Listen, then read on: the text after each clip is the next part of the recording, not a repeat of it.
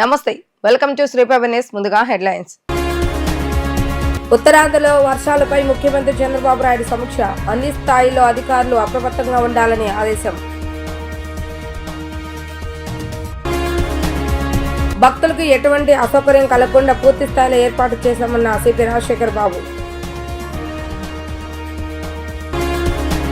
ప్రారంభమైన భవానీల దీక్ష విరమణ.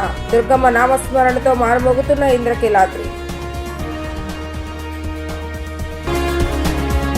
అల్పపీడన ప్రభావంతో ఉత్తరాంధ్రలో కురుస్తున్న భారీ వర్షాలపై సీఎం చంద్రబాబు నాయుడు సమీక్ష నిర్వహించారు. సీఎంఓ అధికారులు ఆయా జిల్లాలో ప్రస్తుత పరిస్థితులపై ముఖ్యమంత్రికి వివరించారు. కలెక్టర్లు జిల్లా స్థాయిలో అధికారులు తీసుకుంటున్న చర్యలు, అప్రమత్తతపై వివరణ ఇచ్చారు. అన్ని స్థాయిలో అధికారులు పూర్తి అప్రమత్తంగా ఉండి పనిచేయాలని సీఎం చంద్రబాబు నాయుడు ఆదేశించారు. ఉత్తరాంధ్రలో వర్షాలపై ముఖ్యమంత్రి నారా చంద్రబాబు నాయుడు అప్రమత్తమయ్యారు.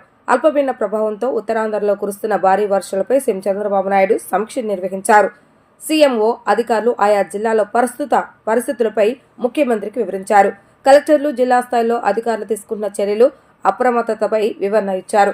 భారీ వర్షాలు ఉన్న ప్రాంతాల్లో ప్రజలను అప్రమత్తం చేయడంతో పాటు స్కూలుకు సెలవు ప్రకటించినట్లుగా సీఎంకు అధికారులు వివరించారు. కొన్ని ప్రాంతాల్లో పంటలు దెబ్బతిన్నాయని, వర్షాల అనంతరం పంట నష్టం వివరాలు సేకరించి రైతులకు సహాయం అందేలా చూడాలని అధికారులకు ముఖ్యమంత్రి ఆదేశాలు జారీ చేశారు. భారీ వర్షాల సమాచారాన్ని ఎప్పటికప్పుడు రైతులకు చేరేలా చూడాలని సూచించారు. అన్ని స్థాయిలో అధికారులు పూర్తిగా అప్రమత్తంగా ఉండి పనిచేయాలని ఆయన ఆదేశించారు. భవానీ దీక్ష విరమణ నేపథ్యంలో భక్తులకు ఎటువంటి అసౌకర్యం కలగకుండా పూర్తి స్థాయిలో ఏర్పాట్లు చేస్తామని విజయవాడ నగర పోలీస్ కమిషనర్ రాజశేఖర్ బాబు వెల్లడించారు. ఈ ఏడాది 7 లక్షలకు పైగా భవానీలు వస్తారని అంచనా వేస్తున్నామని తెలిపారు. భవానీల మాల విరమణ కోసం హోమగుండాలను ఆలయ అధికారులు ఏర్పాటు చేశారని చెప్పారు. ఇంద్రకీలాద్రిపై కొలువు తీరిన దుర్గమ్మ సన్నిధిలో భవానీ దీక్ష విరమణ నేపథ్యంలో భక్తులకు ఎటువంటి అసౌకర్యం కలగకుండా పూర్తి స్థాయిలో ఏర్పాట్లు చేస్తామని విజయవాడ నగర పోలీస్ కమిషనర్ రాజశేఖర్ బాబు వెల్లడించారు. శనివారం ఇంద్రకీలాద్రిపై భవానీ దీక్షల విరమణ ప్రారంభమైంది. ఈ నేపథ్యంలో ఈ కార్యక్రమం ఏర్పాట్లను ఆయన స్వయంగా పరిశీలించారు. అనంతరం సిపి రాజశేఖర్ బాబు విలేకరులతో మాట్లాడుతూ రాష్ట్రం నలుమూల నుంచి దీక్ష విరమణ కోసం భక్తులు తరలివస్తున్నారన్నారు. ఈ ఏడాది 7 లక్షలకు పైచీలుగా భవానీలు వస్తున్నారని అంచనా వేస్తున్నామని తెలిపారు. భవానీల మాల విరమణ కోసం 2 హోమగుండాలను ఆలయ అధికారులు ఏర్పాటు చేస్తారని చెప్పారు. ఈ కార్యక్రమం బందోబస్తు కోసం రాష్ట్రంలోని వివిధ ప్రాంతాల నుంచి దాదాపు 6,000 మంది పోలీసులు విజయవాడకు వచ్చారని పేర్కొన్నారు. ఇక నగరం అడుగడుగున అంటే దాదాపు 1900 సీసీ కెమెరాలు ఏర్పాటు చేస్తామని సిపి వివరించారు. కంట్రోల్ కమాండింగ్ ద్వారా భవానీలను మానిటరింగ్ చేసేందుకు అన్ని డిపార్ట్మెంట్లు సమన్వయం చేసుకుని ముందుకు సాగుతున్నామన్నారు. అస్త్రం యాప్ ద్వారా ట్రాఫిక్ ను ఎప్పటికప్పుడు నియంత్రించేందుకు వీలు కలుగుతుందన్నారు. అలాగే భవానీలను మానిటరింగ్ చేసేందుకు దీక్ష విరమణ అనే ప్రత్యేక యాప్ ని అందుబాటులోకి తీసుకొచ్చామని గుర్తు చేశారు. గతంలో చోటు చేసుకున్న సంఘటనల నేపథ్యంలో ఏడాది పకడ్బందీగా వ్యవస్థను ఏర్పాటు చేస్తామన్నారు. ఈసారి కొంత కమాండ్ కంట్రోల్ సెంటర్ ని కొంత ఆధునీకరించడం జరిగింది. అదేవిధంగా కొంత సాంకేతికంగా ముందుకు పోతున్న ఈ దిశలో టెక్నాలజీ వినియోగాన్ని ఉన్న ప్రతి చోట మనం వినియోగిస్తూ పోతున్నాం. ఎందుకంటే కొన్ని స్టాండర్డ్స్ సెట్ చేయాలనేది ఆలోచన. అందులో భాగంగానే ఈరోజు మీకు అందరికీ తెలుసు, ఈ మధ్యనే మనం క్లౌడ్ పెట్రోల్స్ అనే కాన్సెప్ట్తో పోలీస్ శాఖ ముందుకు వచ్చింది. కమ్యూనికేషన్ వ్యవస్థని పకడ్బందీగా ఉంచడము, ఎందుకంటే పోలీస్ కమ్యూనికేషన్ వ్యవస్థ ద్వారా మనం ఎప్పటికప్పుడు కమ్యూనికేట్ చేసుకుంటూ, అదేవిధంగా ఈసారి దేవాదాయ శాఖ కూడా కొన్ని కమ్యూనికేషన్ సెట్స్ ఇవ్వడం జరిగింది. ఎటువంటి ఇబ్బంది లేకుండా భవానీ భక్తులకి ప్రతి విషయాన్ని సునిశ్చితంగా గమనించి ఈసారి చర్యలు తీసుకోవడం జరిగింది. అందులో భాగంగా హోమగుండాలు కావచ్చు, అదేవిధంగా ఇరుము స్టాండ్స్ కావచ్చు, ప్రతి దగ్గర కూడా ప్రతి చిన్న విషయాన్ని జాగ్రత్తగా చూసి ఈసారి మనం చర్యలు చేపట్టడం జరిగింది. ఎందుకంటే ప్రతి సందర్భంలో పోయిన దసరా ఉత్సవాలు మీరు చూశారు, ఎంతో పకడ్బందీ చర్యలు చేపట్టినా కూడా ఒక్కరోజు లక్షలాది మంది భక్తులు రావడం, దాంతో కొంత మనము ఆ రోజు ఫోర్సెస్ అప్పటికప్పుడు గ్రే హౌండ్స్ అదేవిధంగా ఆక్టోపస్ బృందాల్లో తెప్పించాల్సిన అవసరం రావడం మీరు చూశారు. ఇవన్నీ దృష్టిలో పెట్టుకుని, ఎందుకంటే ఎటువంటి పెద్ద జాతరలు ఫెస్టివల్స్ జరిగేటప్పుడు మనం అంత మునుపు మనము ఫేస్ చేసిన అనుభవాలను దృష్టిలో పెట్టుకొని వాటిని కరెక్ట్ చేసుకుంటూ ముందుకెళ్తాం.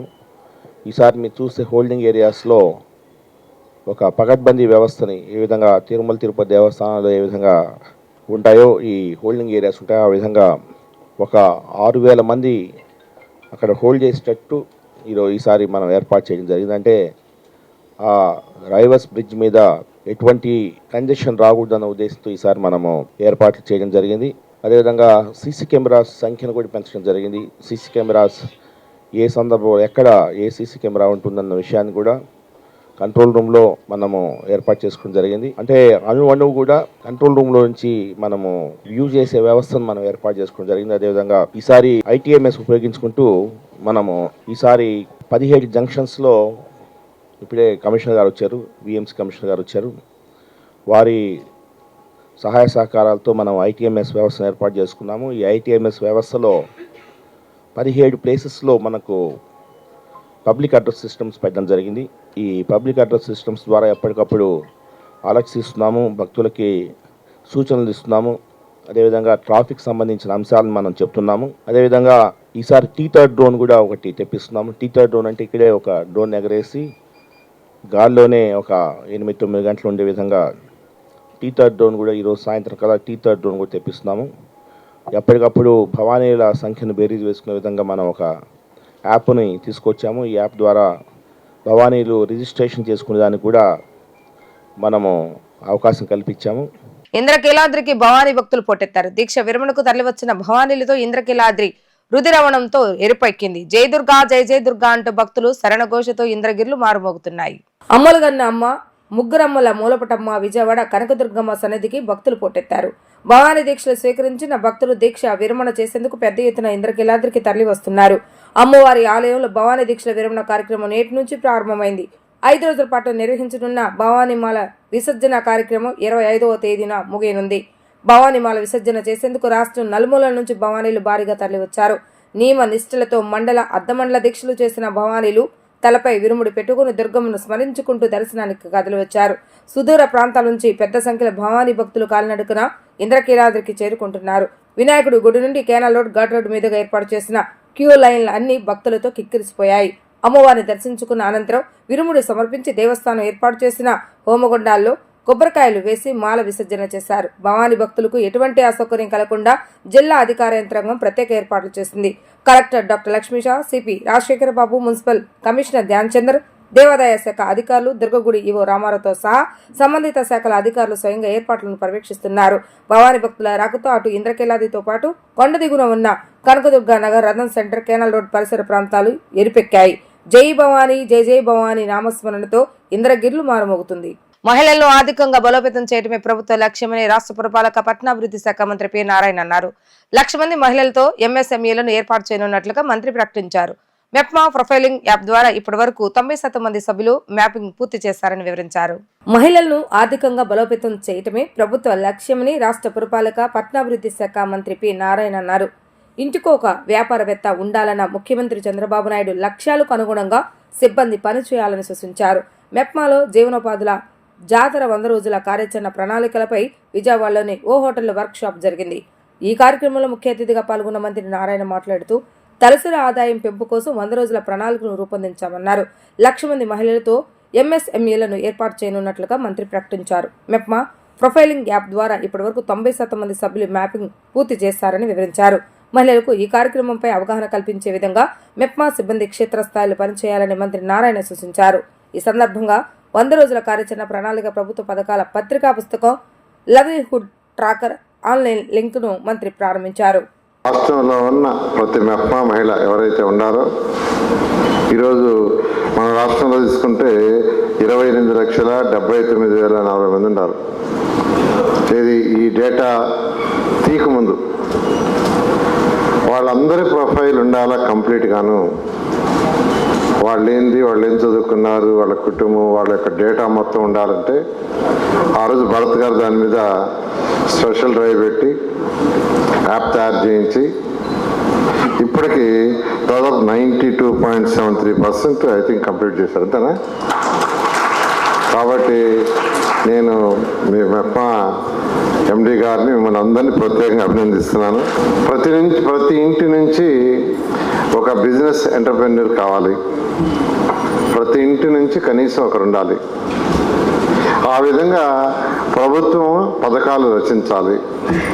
దానికి తగ్గట్టుగా కేంద్రం నుంచి ఏదైనా సపోర్ట్ ఉంటే ఆ సపోర్ట్ తీసుకోవటం, రాష్ట్ర ప్రభుత్వం సపోర్ట్ తీసుకోవటం, ఆ విధంగా ముందుకు తీసుకుపోయేట్టుగా చేయమని ఇప్పుడు గౌరవనీయ ముఖ్యమంత్రి గారు రెగ్యులర్గా చెప్తుంటారు. ఈ యొక్క టార్గెట్స్ ఈరోజు మీరు ఈ ప్రొఫైలింగ్ యాప్, దానికి ప్రొఫైలింగ్ యాప్ అనేది ఎంతో ఉపయోగపడుతుంది. తర్వాత ఎంఎస్ఎంఈలు ఎక్కువ మందిని ఎంఎస్ఎంగా మార్చమని చెప్పటం, దానికి 1,00,000 మందిని రిజిస్ట్రేషను చేయించాలని టార్గెట్ పెట్టుకుంటే ఇప్పటివరకు 75,782 మందిని రిజిస్ట్రేషన్ చేయించారు.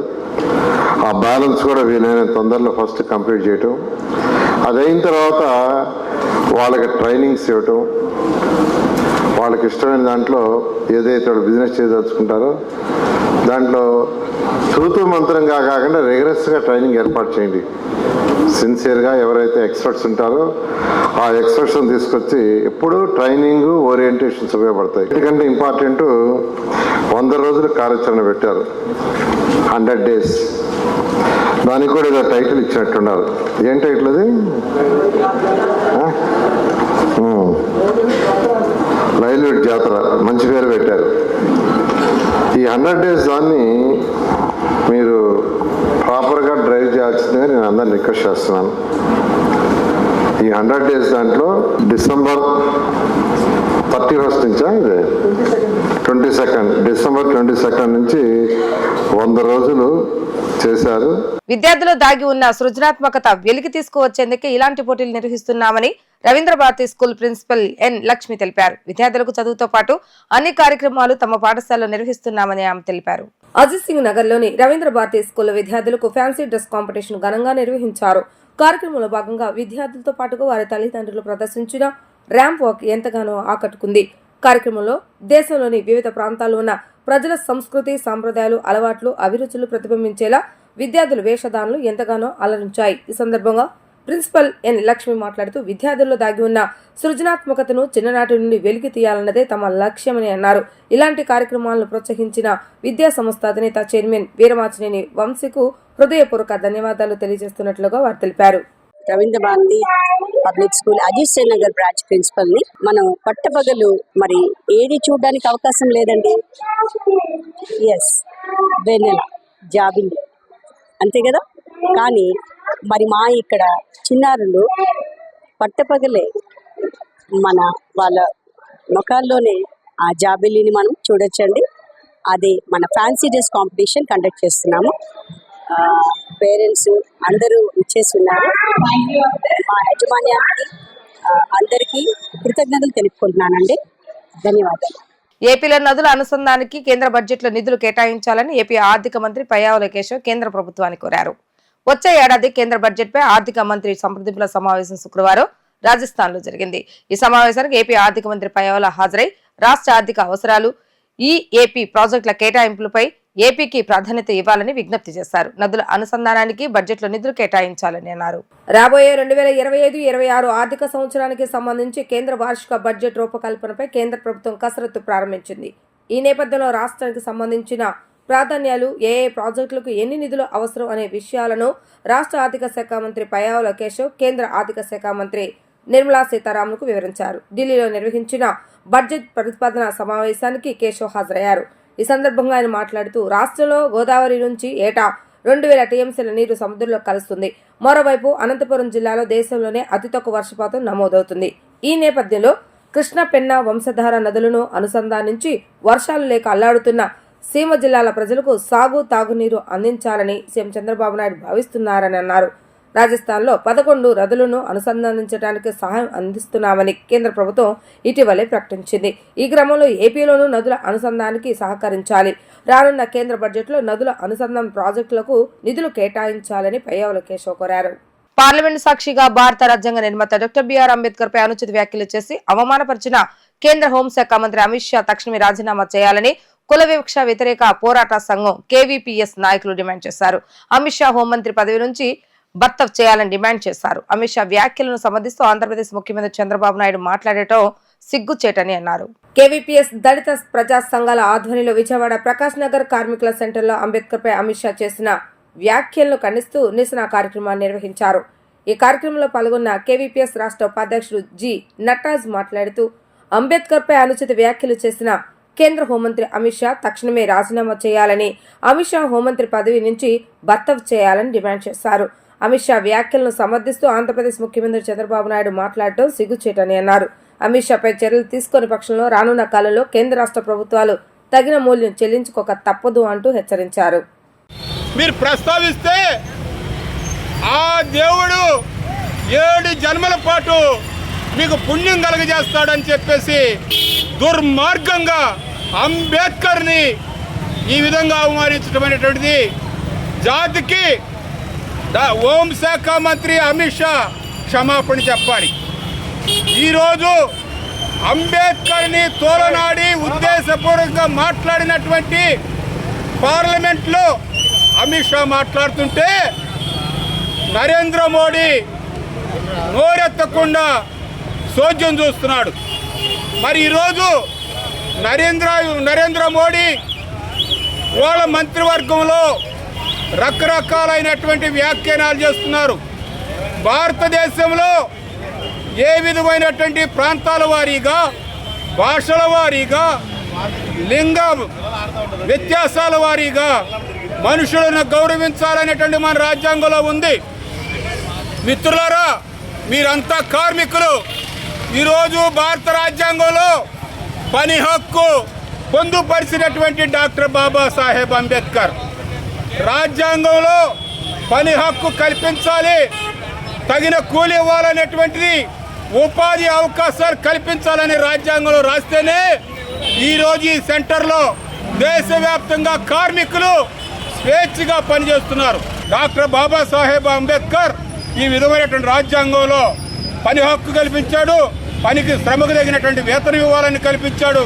అలాంటి అంబేద్కర్ని ఈరోజు కుట్రపూరితంగా కేంద్రంలో ఉన్నటువంటి బీజేపీ ప్రభుత్వం తోలనాడితే ఈ దేశంలో, ఈ రాష్ట్రంలో ఉన్నటువంటి జగన్మోహన్ రెడ్డి, చంద్రబాబు నాయుడు, జనసేన పవన్ కళ్యాణ్ నోరు మెదపకుండా వీళ్ళు సోషల్ మీడియాలో ఎత్తుకుతున్నారు. అంబేద్కర్ని ఏం మాట్లాడాడు, అంబేద్కర్ని ఏమి తప్పు మాట్లాడలేదు అమిత్ షా అని చంద్రబాబు నాయుడు గారు వ్యాఖ్యానం చేయడం దుర్మార్గమైనటువంటి విషయం. ఈరోజు చంద్రబాబు నాయుడు గారు, పవన్ కళ్యాణ్ గారు, ఈరోజు జగన్మోహన్ రెడ్డి గారు అంబేద్కర్కి జరిగినటువంటి అవమానాన్ని పైన స్పందించకపోతే రానున్న కాలంలో కార్మిక ప్రజలు మొత్తం కూడా వాళ్ళకు సరైనటువంటి బుద్ధి చెబుతారనేటువంటి ఈ సందర్భంగా కుల వివక్ష వ్యతిరేక పోరాట సంఘం, కార్మికులు, భవన నిర్మాణ కార్మికులు, సోదర ప్రజలు మరి ముక్త కంఠంతో ఈ నిరసన తెలియజేయడం అవసరం. క్రీడాకారులకు ఆధునిక సాంకేతిక పరిజ్ఞానంతో కూడిన సేవలు అందించే దిశగా రాష్ట్రంలో నూతన ఆవిష్కరణలు చేపడుతున్నామని రాష్ట్ర క్రీడా శాఖ మంత్రి బండిపల్లి రాంప్రసాద్ రెడ్డి తెలిపారు. దేశంలో ఏ రాష్ట్రంలో లేని విధంగా ముఖ్యమంత్రి నారా చంద్రబాబు నాయుడు నూతన ఆలోచనలు పొందుపరిచి రాబోయే తరానికి ఒక దిక్సూచిగా ఉండే విధంగా క్రీడా పాలసీ తయారు చేశారని అన్నారు. లెమన్ ట్రీ హోటల్లో క్రీడా శాఖ మంత్రి మండిపల్లి రాంప్రసాద్ రెడ్డి క్రీడా యాప్ ను, క్రీడా పాలసీని ఆవిష్కరించడం జరిగింది. ఈ సందర్భంగా మంత్రి మాట్లాడుతూ ఆధునిక సాంకేతికను అందుకొని క్రీడా రంగంలో కూడా నూతన ఆవిష్కరణలకు కూటమి ప్రభుత్వం అంకురార్పణ చేసిందన్నారు. క్రీడా సంఘాలకు, క్రీడాకారులకు క్రీడా పోటీల సమాచారానికి సంబంధించిన సమగ్రమైన సమాచారాన్ని అందించే దిశగా క్రీడా యాప్ ను ఆవిష్కరించడం జరిగిందన్నారు. క్రీడా యాప్ ద్వారా క్రీడాకారులకు ఏ విధంగా మెరుగైన సేవలు అందించాలో ముఖ్యమంత్రి నారా చంద్రబాబు నాయుడు నాయకత్వంలో చర్యలు తీసుకోవడం జరుగుతుందని అన్నారు. ముఖ్యమంత్రి నూతన సాంకేతిక పరిజ్ఞానానికి పెద్దపీట వేస్తారని, ఆయన సూచనల మేరకు రాష్ట్రంలో రాబోయే కాలంలో క్రీడాకారుల భవిష్యత్తుకు గట్టి పునాదులు వేసే విధంగా కార్యక్రమాలు చేపడుతున్నామని అన్నారు. గత ప్రభుత్వం క్రీడలను నిర్లక్ష్యం చేసిందని, ఎన్నో అవమానాలను క్రీడాకారుల అసోసియేషన్లు ఎదుర్కోవాల్సి వచ్చిందని అన్నారు. కూటమి ప్రభుత్వం వచ్చిన 6 నెలల్లోనే క్రీడా పాలసీ, క్రీడా యాప్ను తీసుకురావడం జరిగిందని అన్నారు. మహోన్నతమైన వ్యక్తి నాయకత్వంలో క్రీడా శాఖ ద్వారా రాబోయే భావితరాలకు మంచి జరుగుతుందనే ఉద్దేశంతోనే మేమందరం ముందుకు వెళ్తున్నామని అన్నారు. రాష్ట్రంలో ప్రభుత్వం ఏర్పాటైన తర్వాత ఒక శుభసూచకంగా క్రీడా పాలసీ 2024 తీసుకొని రావడం జరిగింది. గౌరవ ముఖ్యమంత్రి నారా చంద్రబాబు నాయుడు గారి నాయకత్వంలో భారతదేశంలోని అగ్రగామిగా ఈ ఆంధ్ర రాష్ట్రాన్ని ముందుకు తీసుకొని పోయే విధంగా ఆ పాలసీలో ఉన్న కార్యక్రమాలు ఫ్రేమ్ చేయడం జరిగింది. దానిలో భాగంగానే ఎవరైతే national games, Asian games, Olympics, para Olympics ఈ గేమ్స్లో పాల్గొంటారో, పథకాలు సాధిస్తారో వాళ్ళందరికీ మెండుగా అన్ని రాష్ట్రాలతో పోలిసి ఇన్సెంటివ్స్ ఏమైతే ఇస్తామో ఇక్కడ ఇంకా ఎక్కువ ఇచ్చేదానికి కూడా చర్యలు తీసుకోవడం జరిగింది. ముఖ్యంగా ఉద్యోగ అవకాశాల విషయానికి వస్తే ఇక్కడ ఎవరైతే పథకాలు సాధించి క్రీడారంగంపై మక్కువతో ఉన్న వాళ్ళు ఉంటారో వాళ్ళందరికీ ఉద్యోగ అవకాశాల్లో 2% నుంచి 3% పెంచడం కూడా జరిగింది. ఇలా చెప్పుకుంటూ పోతే ఎన్నో చర్యలు తీసుకోవడం జరిగింది. ముఖ్యంగా ఆంధ్ర రాష్ట్రాన్ని క్రీడాంధ్రప్రదేశ్గా ముందుకు తీసుకొని పోయేదానికి ఈ రాష్ట్ర ప్రభుత్వం పనిచేస్తూ ఉంది. అదేవిధంగా స్పోర్ట్స్ కోటాలో ఫేక్ సర్టిఫికెట్ వాటిపై ఎలాంటి చర్యలు తీసుకోబోతున్నారు? గత ప్రభుత్వంలో చాలా అవినీతి అనేది జరిగింది, ఎలా చూస్తారు? ముఖ్యంగా చాలా బాధాకరమైన విషయం ఏమంటే ఈ క్రీడాలోకానికి పట్టి పీడిస్తున్న చీడపురుగు ఏదైనా ఉందంటే అది ఫేక్ సర్టిఫికెట్సే. ఇప్పుడు ఈరోజు మనం క్రీడా యాప్ ఏదైతే ముందుకు తీసుకొని వచ్చామో దాంట్లో డిజీ లాకర్ అనే ఒక సిస్టమ్ తీసుకొని వచ్చాం. ముందు జరిగిన తప్పులు ఇప్పుడు దొల్లవు. ఎవరైతే క్రీడాకారులు ఉంటారో, కోచెస్ ఉంటారో, అకాడమీ వాళ్లకు రాష్ట్ర ప్రభుత్వం తరఫున ఈ శాప్ తరఫున మేము బలంగా హామీ ఇస్తున్నాం. ఇంకా మీదట ఎలాంటి తప్పులు జరగవు. మీ బిడ్డలను రాష్ట్రంలో జరిగే అలాగే అంతర్జాతీయంగా జరిగే ఎక్కడ పేమెంట్స్ పైకి పంపియండి. వాళ్ళు పథకాలు సాధిస్తే వాళ్ళ భవిష్యత్తుని రాష్ట్ర ప్రభుత్వం చేతుల్లోకి తీసుకొని వాళ్ళకు చదువుల్లోనైతేనే ఉద్యోగాలు అయితేనే అవకాశాలు కల్పిస్తామని చర్య తీసుకుంటాం. గత గవర్నమెంట్లో ఎవరైతే క్రీడాకారులు ఉన్నారో వాళ్ళు ఒలింపిక్స్ సాధించిన క్రీడాకారులు అందరికీ కూడా ప్రోత్సాహాలు అనేది కూడా ఇవ్వట్లేదు. మన ప్రభుత్వం రాగంటే చంద్రబాబు దృష్టికి తీసుకెళ్లారా? ఎలాంటి ముందుకెళ్ళిపోతుంది? ముఖ్యంగా ఒకటే చెప్తున్నామండి, గత 5 సంవత్సరాల్లో క్రీడాలోకం అనేది నిర్వీర్యమైపోయింది. ఇప్పుడిప్పుడే కోలుకునే విధంగా చర్యలు తీసుకుంటున్నాం. ఇప్పుడు ఈ క్రీడా యాప్ అనుకోండి, ఈ పాలసీ అనుకోండి, ఈ డిజీ లాకర్ అనుకోండి, ఇవన్నీ ఒక సిస్టమ్ను క్రోడీకరించి ఒక దగ్గరికి తెచ్చే విధంగా చర్యలు తీసుకోవడం జరిగింది. నిజంగా ఎవరైతే గత 5 సంవత్సరాల్లో ఈ రాష్ట్రానికి దేశానికి కీర్తి ప్రతిష్టలు తీసుకొచ్చిన క్రీడాకారులు ఉంటారో తప్పకుండా వాళ్ళందరి యొక్క రిపోర్ట్స్ తీసుకొని వాళ్ళకు రాష్ట్ర ప్రభుత్వం నుంచి రావాల్సిన అవకాశాలు ఏమున్నాయి, ఇన్సెంటివ్స్ ఏవైతే ఉన్నాయో అవన్నీ ఇచ్చేదానికి మేము ముందుకెళ్తాం. Thank you. రైట్. ఆడుదాం ఆంధ్రాలో అవినీతి అవకతవకలు జరిగింది, ఎలాంటి చర్యలు తీసుకోబోతున్నారు? మా మంత్రి గారు ఇప్పటికే స్పష్టంగా చెప్పారు, మా శాఖలో ఏదైతే ఉందో ఆడుదాం ఆంధ్రాలో ఏ తప్పు జరిగిందో ఆ తప్పు మీద ఖచ్చితంగా చర్యలు ఉంటాయి. ఎవరిని వదిలిపెట్టం. మాకు వ్యక్తిగత కక్ష సాధింపులు ఉండవు, కానీ ఖచ్చితంగా పేద క్రీడాకారులకు అందాల్సిన డబ్బు అందకుండా కేవలం రాజకీయ ప్రచారాలకు వాడుకున్న ఎవరైతే ఉన్నారో దానికి పాత్రదారులు సూత్రధారులు ఎవరైతే ఉన్నారో వాళ్ళందరూ ఖచ్చితంగా శిక్షార్హులు. దాని మీద చర్యలు అయితే తీసుకోవడం జరుగుతుంది. అయితే ఒక పక్క గతం చేసిన తప్పిదాలను చర్యలు తీసుకుంటూనే మా ముఖ్య ఉద్దేశం క్రీడాకారులను ప్రోత్సహించడం. క్రీడా ఆంధ్రప్రదేశ్లో ఈ రాష్ట్రాన్ని క్రీడా ఆంధ్రప్రదేశ్గా మార్చాలని చంద్రబాబు నాయుడు గారు కంకణబద్దులని ఆయన ఆలోచన అనుగుణంగా స్పోర్ట్స్ అథారిటీ పనిచేస్తుంది. ఇప్పటికే స్పోర్ట్స్ పాలసీ తీసుకొని రావడం జరిగింది. Sports policy the best sports policy తీసుకొని రావడంతో పాటు గతంలో ఇదే అనేక సందర్భాల్లో మీడియాలోనే ఫేక్ సర్టిఫికెట్ల మీద అనేక సందర్భాల్లో వచ్చాయి. ఏం చేస్తున్నారు ఈరోజు దానికి చెక్ పెట్టే పని చేసాం. ఖచ్చితంగా ఫేక్ సర్టిఫికెట్లు అనేది ఇంకా చెక్ పెడుతూ ఈరోజు క్రీడా యాప్ని తీసుకొని రావడం జరిగింది. ఇట క్రీడాకారులు ఇట డైరెక్ట్గా ఎంటర్ అవ్వచ్చు, కోచెస్ ద్వారా రావచ్చు, ఫెడరేషన్ ద్వారా రావచ్చు, అసోసియేషన్ ద్వారా, స్కూల్ గేమ్స్ ద్వారా రావచ్చు. ఏ విధంగా అయినా కూడా వాళ్ళు ఎంట్రీ అయ్యేదానికి స్కూల్ లెవెల్ నుంచి నేషనల్ లెవెల్ వరకు పిల్లలు ఏ విధంగా ముందుకెళ్తున్నారో ట్రాక్ చేసి వాళ్ళని పూర్తిగా మానిటరింగ్ చేయడం జరిగింది. ఏ లెవెల్లో వాళ్ళు వెనక్కి వెళ్ళిపోతున్నారో ఆ లెవెల్లో వాళ్ళకి సర్టిఫికేట్ ఇష్యూ చేయడం జరిగింది. క్రీడాకారులకు ఎట్టి పరిస్థితుల్లో అన్యాయం జరిగింది. ఒక పక్క ఇన్ఫ్రాస్ట్రక్చర్ క్రియేట్ చేస్తున్నాం, ఒక పక్క మౌలిక సదుపాయాలు కల్పిస్తూ ఇటు ప్రోత్సాహాలు అందిస్తూ ఒక కొత్త నూతన ఒరవడిని సృష్టించి ఈ రాష్ట్రాన్ని క్రీడా ఆంధ్రప్రదేశ్గా మార్చాలనే ధ్యేయంతో ఈ రాష్ట్ర ప్రభుత్వం ప్లస్ స్పోర్ట్స్ అథారిటీ పనిచేస్తుంది. దశరథ కృష్ణమాచారి శత జయంతి వేడుకలను పురస్కరించుకుని నాద వినోద సమర్పించు గంగాధర 5 ఆర్ట్స్ అకాడమీ సౌజన్యంతో జనవరి 1వ తేదీ నగరంలోని పిబి సిద్ధార్థ ఆడిటోరియంలో దశరథి మణిగీత మాలిక కార్యక్రమం నిర్వహిస్తున్నామని అమెరికాకు చెందిన గాయని మణిశాస్త్రి ఆంధ్ర ఆర్ట్స్ అకాడమీ ప్రతినిధి గోళ్ల నారాయణ తెలిపారు. విజయవాడ ప్రెస్ క్లబ్ లో దశరథి మణిగీత మాలిక కార్యక్రమం పోస్టర్ను విడుదల చేశారు. ఈ సందర్భంగా వారు మాట్లాడుతూ గత 40 సంవత్సరాల నుండి ప్రవాస ఆంధ్రులకు భారతీయ సినీ గీతాలతో పాటు లలిత సంగీత, శాస్త్రీయ సంప్రదాయ సంగీతం అందజేస్తూ ఎంతో మంది మనల్ని పొందుతున్న మణిశాస్త్రి ఆధ్వర్యంలో జరిగే నాద వినోద సంగీత కార్యక్రమాన్ని విజయవంతం చేయాలని కోరారు. భాగవతంలో అనుకుంటాను, ఎందెందో వెలిగి చూసినా అందందే కలడు దానవాగ్రని కంటే అని చెప్పి ప్రహ్లాదుడు అంటాడు. మణిశాస్త్రి గారి గురించి మనం ఏమన్నా అంటే ఈ సంగీత రంగంలో ఏ రకమైన అంశాన్ని ఆమె స్పృశించకుండా ఉండాల. ఆమె ఒక గాయనీమణి.